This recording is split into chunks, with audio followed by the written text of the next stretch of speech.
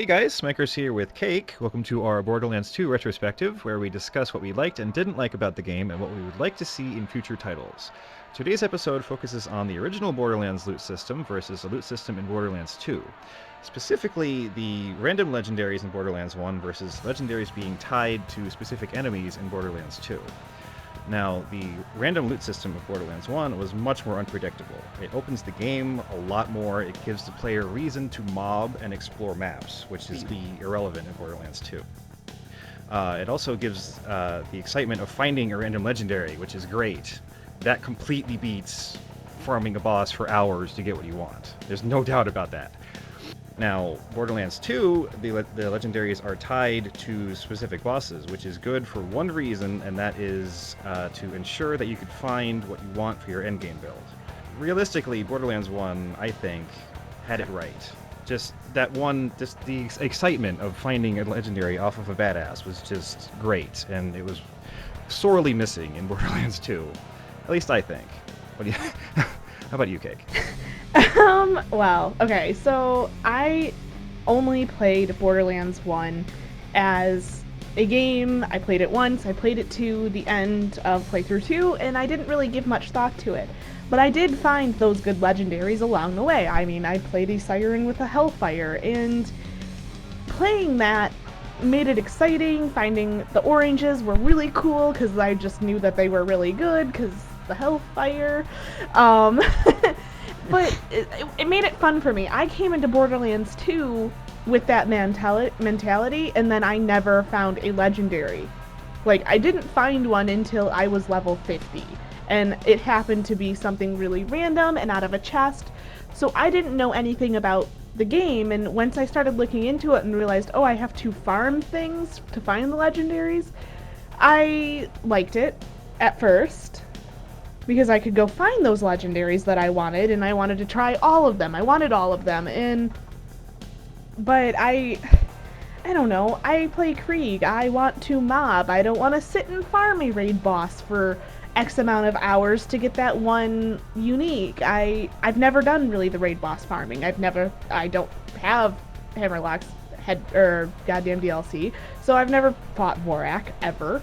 I've only ever fought Pyropede a couple of times because blood exploding him is very funny to me, and that's what I do. I don't go out and farm these legendaries over and over and over and over again because it's not fun after a while. And especially as a council player, being able to just load up the game in Borderlands 1 to run through a mob and find a legendary is much more exciting to me than running into Doc Mercy and pleading to him to drop the Infinity and never seeing it, ever.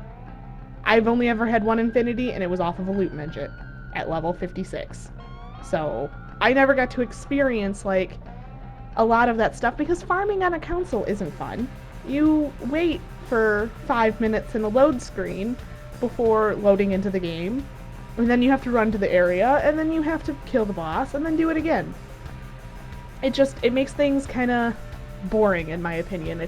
It's not really all that exciting. Finding legendaries should be exciting, and I think more of the world loot ties would be better for the game. I think it would make it a little bit more interesting for those that aren't willing to sink in hours upon hours in it.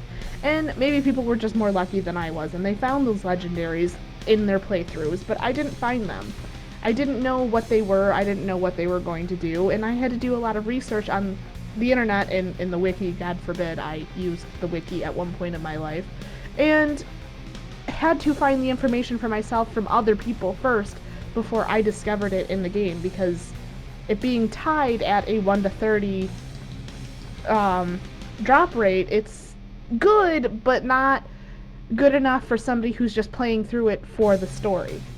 Right, I mean, there's a reason that people farm loot midgets. It's easy, and you know going into the room you're going to find something. It doesn't have to be the legendary that you want. Just seeing a legendary drop, period, is fun. People like that. There needs to be a loot pinata. There isn't one. Yeah, there isn't one. And a boss. Yeah, there has to be a boss that drops everything and has a high chance of doing that. I was really expecting Chromorax to be that. I wasn't expecting Chromorax from Borderlands 1 that rained legendaries, but I was expecting him to have an open loot pool, and he would drop at least one, maybe 2 legendaries per kill or every other kill or something. Just like the amount of legendaries that you get by going into the loot midget room should be, like, for all 4 of them combined, should be placed onto to one boss. Just, you can kill them and get nothing, or you can kill them and get 1 or 2 legendaries or pearls or whatever. There has to be something like that. I agree with that. And their lack of, like, a farmery, like there was in Borderlands 1, where you could go in and open a chest, and the chest is probably going to have either a purple or a legendary, or God forbid, a frickin' pearl. I've never actually seen a pearl in Borderlands 1, but I also don't have hours like I have in Borderlands 2. And I think it's sorely missing.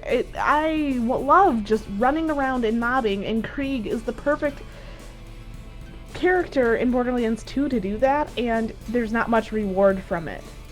I feel like there needs to be more reward from running around and killing 100 enemies, and you should be able to find something more than white screens and maybe a blue. Right, I mean, forget chests. There's legendaries and vendors just gone. I don't know why. I mean, the legendaries aren't that good to begin with, so why make it so difficult and so tedious to get one? You should be able to find them in chests or vendors or just randomly. That just makes no sense. I don't understand why that was removed. I don't think I've ever found, in Borderlands 2, a vendor legendary. I don't think I've ever found one. I have hundreds of hours, and I've found 5, maybe. And it's just... I have hundreds of hours and have none. Like, and you think you would want to reward the players for sinking that kind of time in, but that time I've spent, I have a bandit frickin' herald. I have a bandit grip herald, DP herald, because that's all I could find. Like, and this is farming from the Torg vendors. This is farming from the Torg vendors. That took me 6 or 7 hours to find a bandit grip DP herald on a freaking council. Like, after that I was like, okay, I'm done. I'm never doing this again, because this was stupid. And this was frustrating, and I never made it to OP8 because the load times, honest to God, are what discouraged me from going out and farming.